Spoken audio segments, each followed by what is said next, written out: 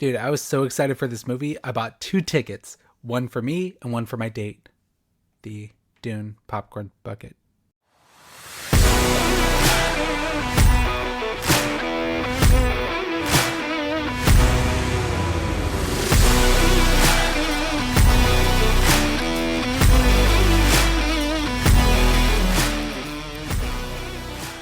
Hey there, and welcome to Post Credits with Gil Garcia, where we go beyond the final scene of every Denis Villeneuve cinematic masterpiece. And boy, do we have one for you today! I am so excited to start gushing about Dune Part 2. Well, again. Well, I have a very embarrassing confession to make. This is my second time recording this episode. So, long story short, last night I posted up my YouTube video, the Dune review officially, and then I went straight into the podcast episode. By the time I got to editing the podcast, I started listening back to it, and one of the weirdest things about last night was that I was wearing a jacket that I don't normally wear when I'm doing my reviews, and I can hear the ruffles of the jacket while I was recording the podcast. Those ruffles irritated the fuck out of me. So by 15-20 minutes into the podcast, I got extremely frustrated and I was like, you know what, man? I'm going to have to redo this whole episode. It's all ruined. So the 45 minutes that I used to record last night's episode are now gone. This is the redo.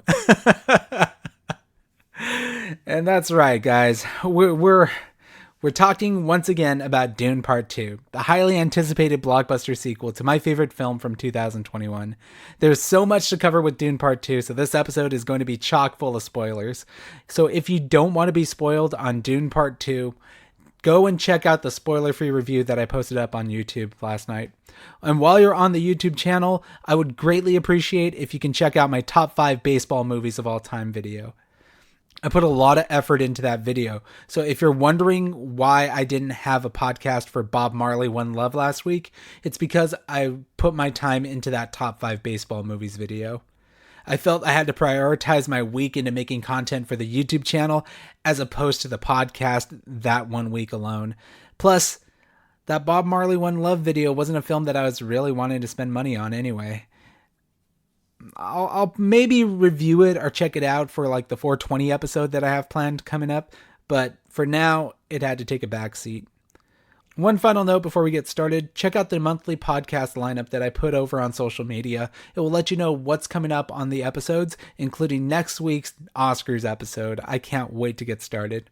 So over on X and Instagram, you can look for my username. It's simply PC with Gil. So you all know the deal. We're going to jump right into it. We have so much to cover and so precious time to cover it all. Let's get into Act 1, my expectations.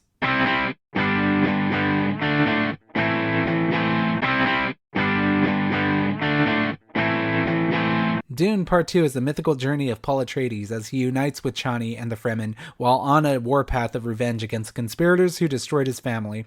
Facing a choice between the love of his life and the fate of the known universe, he endeavors to prevent a terrible future that only he can foresee. Dune Part 2 is directed and written by Denis Villeneuve, who's also known for Arrivals, Prisoners, and Blade Runner 2049.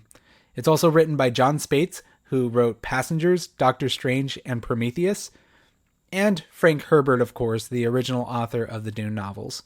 The film stars Timothée Chalamet as Paul Atreides, Zendaya as Chani, Javier Bardem as Stilgar, Rebecca Ferguson as Lady Jessica, and Austin Butler as Feyd-Rautha. I could continue down the roster of superstars that have been assembled on this cast, but we'd be here for more than an hour. This movie has a who's who of Hollywood in it.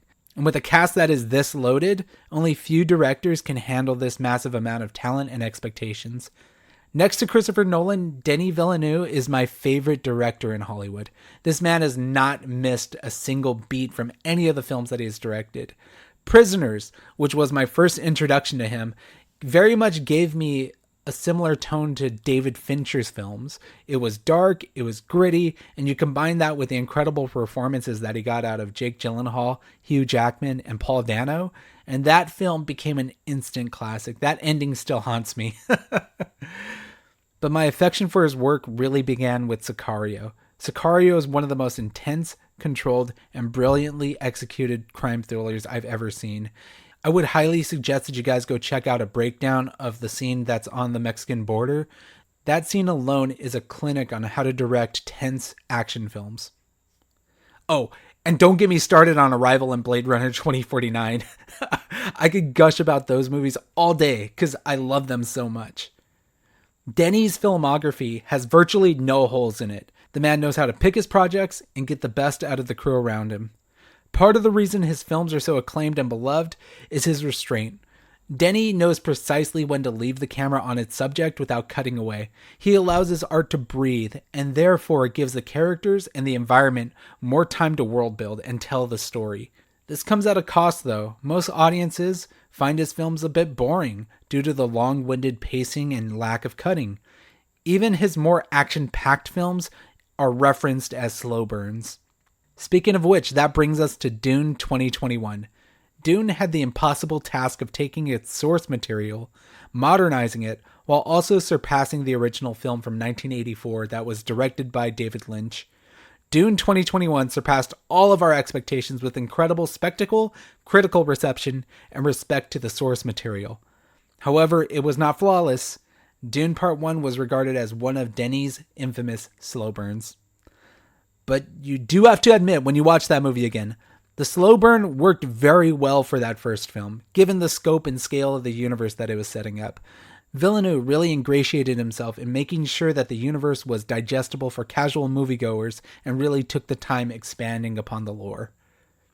Recently, I rewatched the film in anticipation for Part 2, and I think it holds up even better now than it did all those years ago.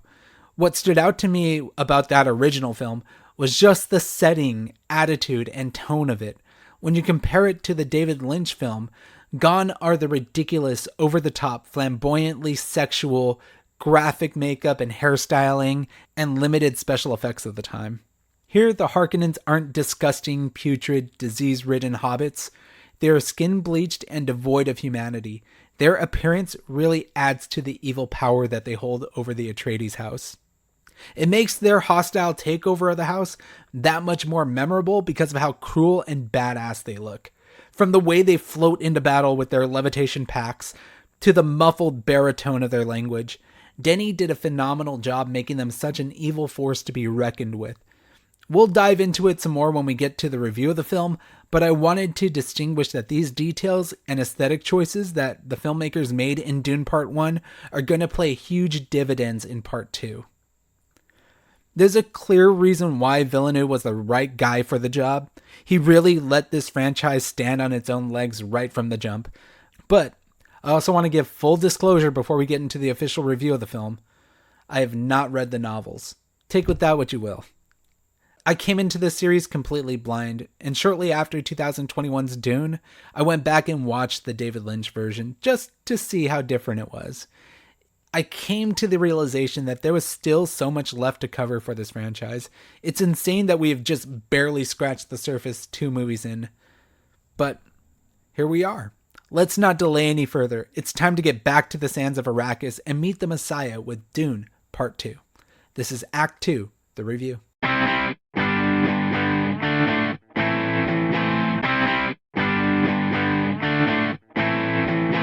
Final warning if you don't want to be spoiled on Dune Part 2. We're full sending this review into spoiler territory now. You have been warned. Christopher Nolan and many filmmakers associated with Denis Villeneuve have come forward to champion this movie, calling Dune Part 2 the Empire Strikes Back of the franchise. And they are completely correct in their analogy. When we last saw them, Paul was challenged to a fight to the death to earn the trust of the Fremen. Paul claims his first life, and the company ventured into the sands of Arrakis with the Harkonnens hot on their tail. Dune Part 2 picks up where we left off with Paul learning the ways of the Fremen and beginning his journey to extract revenge for his father. Looking back on Dune 1, the movie ends in a pretty dour place. It isn't like Star Wars in that the heroes leave victorious, and the sequel, setting up the third film, is the climax of the franchise. Instead, Dune Part 2 goes in the opposite direction, where the heroes have been defeated and must rise up. This is particularly why I'm so captivated by the sequel. Especially because, as you'll see at the end of the film, the more power the hero gets, the more worried you become. With 1984's Dune capturing the entire Dune novel, the fracturing of the source material into separate parts made the catharsis of this movie's finale so much more awe-inspiring. I was unsure whether this movie was going to completely cover Paul's ascendancy to Emperor, but Denis Villeneuve managed to fit it all in this one picture. I nearly got out of my chair and applauded when Paul stabbed the Baron before the Golden Lion throne. We went through so much with Paul in that first movie that it felt earned and gratifying when he sticks the knife in his neck. I will say that if you didn't like Dune 2021, you're likely not going to enjoy this one. This film features a lot of fragmented imagery and foreshadowing, and a lot of the first act deals with Paul and Lady Jessica's transformation into these prophesized religious figures, Lady Jessica becoming the Reverend Mother, and Paul becoming Muad'Dib. Now, between getting high on desert spice and the water of life, these two characters really go through some psychedelic shit. So you see, in the first film, I saw Timothy's performance as good, but a bit passable. A lot of the time he's just meandering and staring into the distance, thinking about the future events.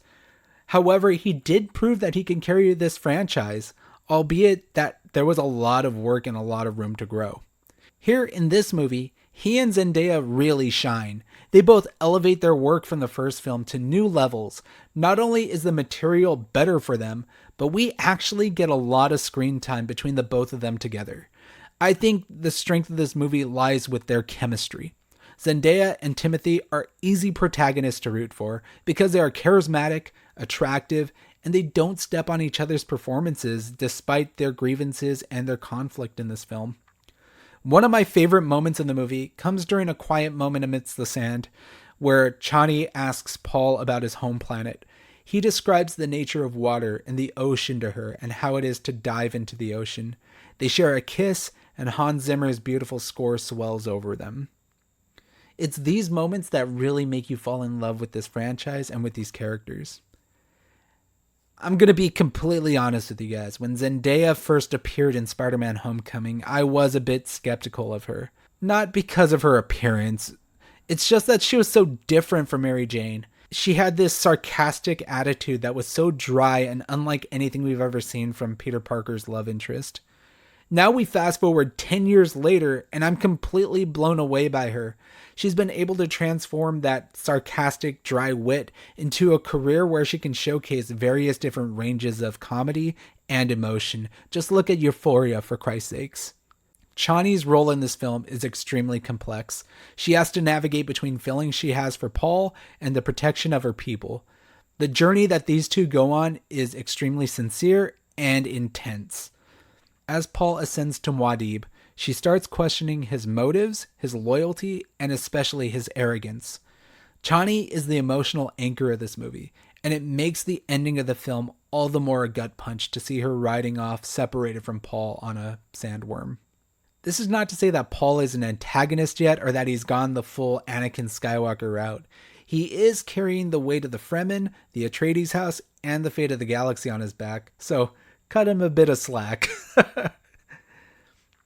These interplaying narratives and moves really makes the movie compelling in comparison to the original and the 2021 version.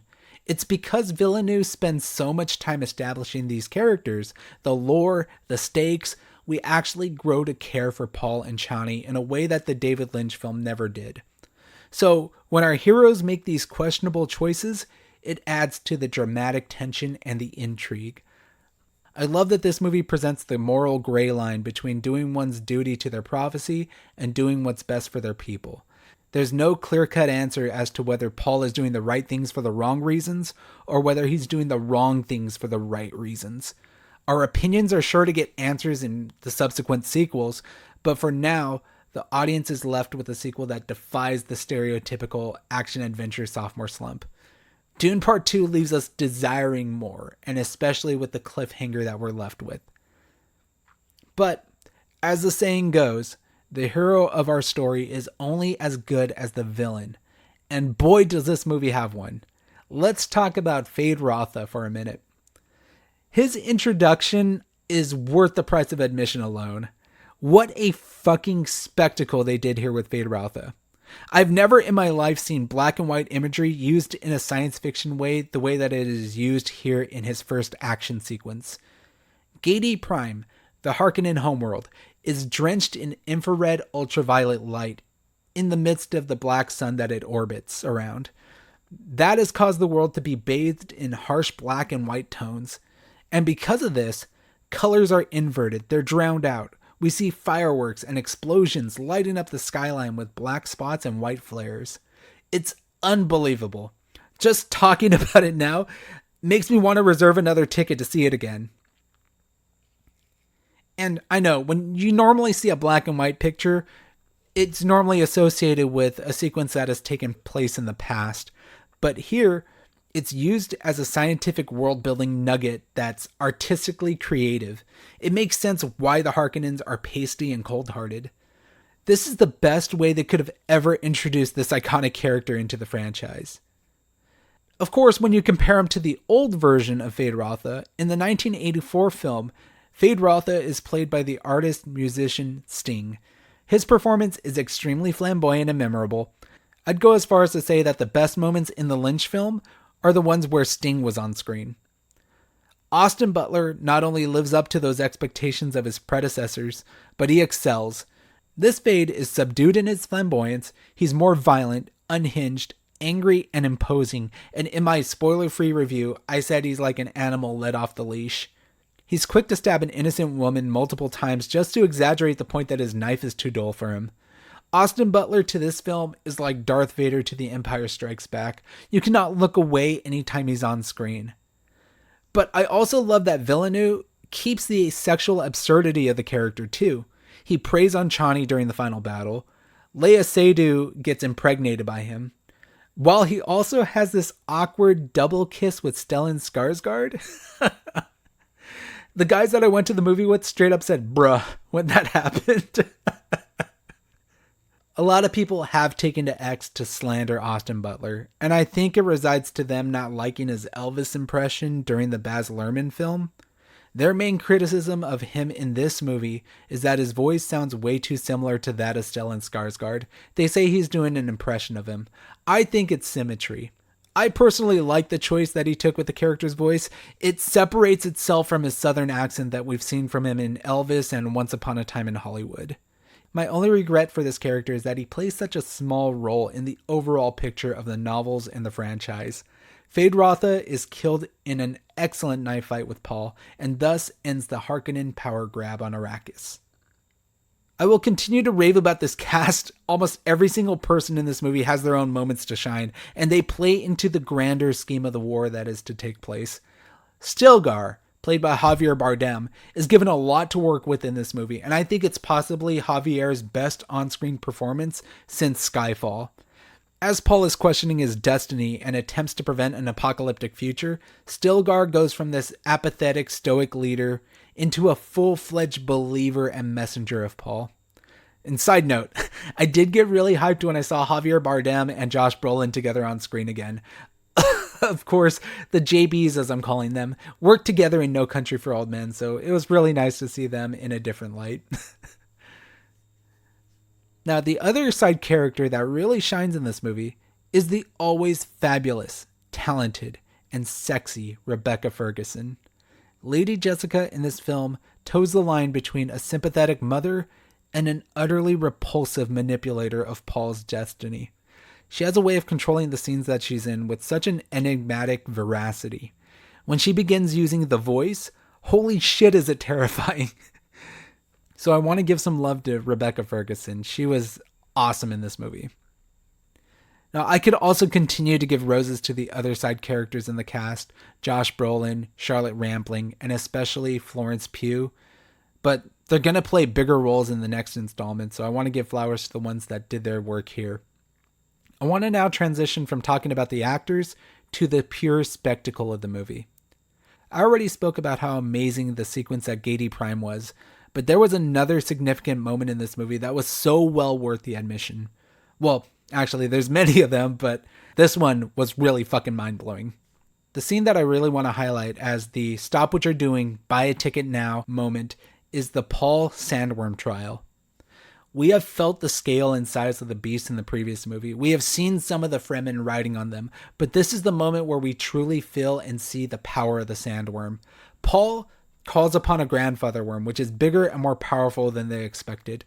We feel every particle of sand blowing across Timothy's face as he struggles to grip the worm with his hooks. Villeneuve shows us in subtle ways the pores of the creature to which it uses to breathe underground, and how the Fremen use those to steer themselves. This is masterful visual storytelling. You're seeing exactly what Frank Herbert wrote on the page, all the while not being force-fed overly done narration or music. The sequence doesn't break immersion since all we hear are the swirls of the sandstorm, the expulsion of breaths from the sandworm, and Paul's exhaustion. You could also hear Darude's sandstorm. No, I'm just kidding. Denny does not break from the moment. He keeps the concentration precisely on Paul, and thus the action at hand, using Steadicam shots and extreme close-ups to indicate what is needed to tame the monster. We, as an audience, feel as though we are along for the ride, and in the right presentation, it feels like we're actually riding a roller coaster. I watched this movie in Dolby Cinema, where the audio actually shakes and moves throughout the seating, so as I was witnessing this, I felt like I was there in person. It was fucking amazing. Now, call this movie a slow burn, criticize it for not having enough action, but rest assured, when the action comes in this movie, it is a breathtaking sight to behold. This is a studio sparing no expense on its CGI and special effects, crafting an otherworldly, massive scale universe that's immersive and thought-provoking. I do have a couple minor grievances with the film, such as the runtime and the waste of Dave Bautista's character, Raban. I wanted to see more out of him. But these minor grievances are too small to consider as a detriment to the overall grade of the movie. I cannot wait to own this movie at home. I can't wait to watch it again in the theaters. And I can't wait for what comes next for the franchise with Dune Messiah. Leaving no doubt, Dune Part 2 is the first 5 out of 5 of 2024. So go out and support your local cinema, guys. This is a movie you must see to believe. Go in with an open mind and indulge in the beauty of the world that Denis Villeneuve and Frank Herbert has created here. If you felt like I left out any important scenes or your favorite moments, make sure you reach out and be a part of the community over on X, Instagram, and YouTube. There is now one final segment of the show before we give our water back to the dead. This is Act 3, Beyond the Final Scene.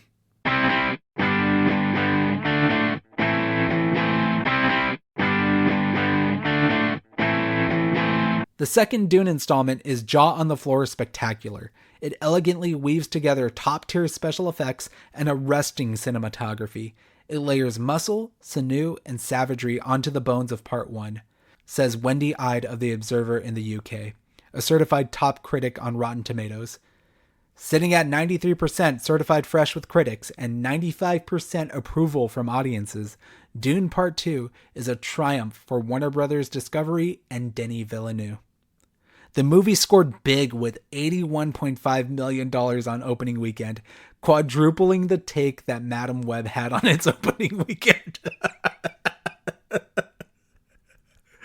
Madame Web.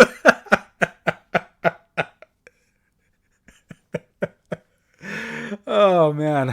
I want a Pepsi now for some reason.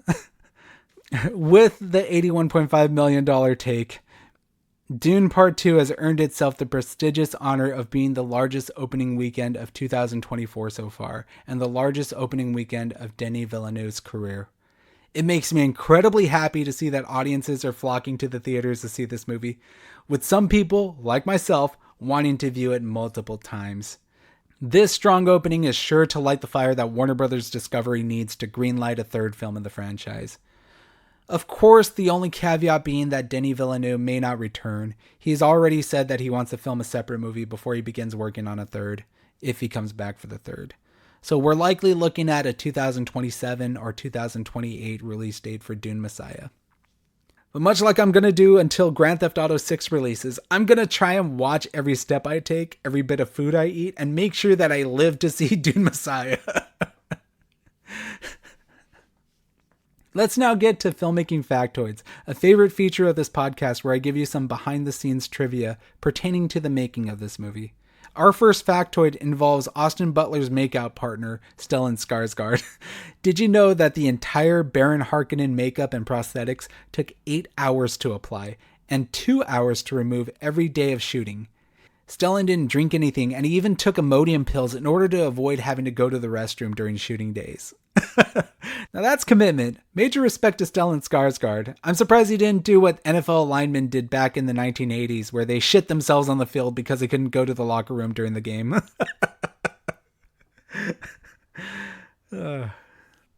Another cool fact, the Fremen have a very distinct look and sound. They took inspiration from Middle Eastern and Spanish cultures.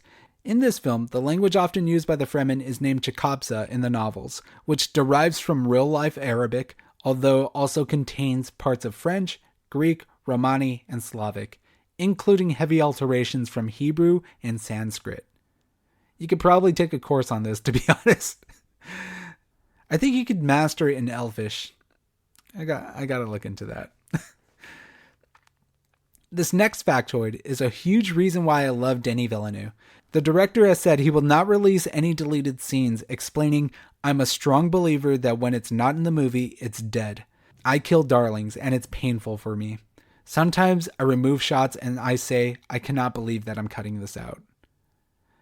When I was a kid, I used to love watching deleted scenes on the DVDs of the movies that I owned. Sometimes they're funny, but oftentimes there's a major reason why those particular scenes were cut from the motion picture. I love that Denny is so strong in his vision that he doesn't keep anything that isn't good enough to make the final cut. Let's shift course and take a look at the film's proud antagonist for these next two filmmaking factoids, Feyd-Rautha. Denis Villeneuve describes Feyd-Rautha as a cross between psychopathic killer, an Olympic swordmaster, a snake, and Mick Jagger. Which, oddly enough, Mick Jagger was originally attached to play Feyd-Rautha in a failed adaptation from the 1970s. That didn't actually come to light. To that matter, Austin Butler also had to gain 25 pounds of muscle to play Feyd-Rautha in this movie. So, watch your back, Christian Bale. And now our final filmmaking factoid comes from the biggest cameo and surprise of the film.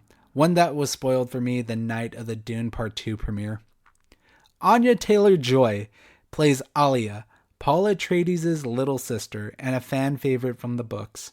In the books, she's a toddler, but Denis Villeneuve decided to have her as a voice calling to Jessica in the womb.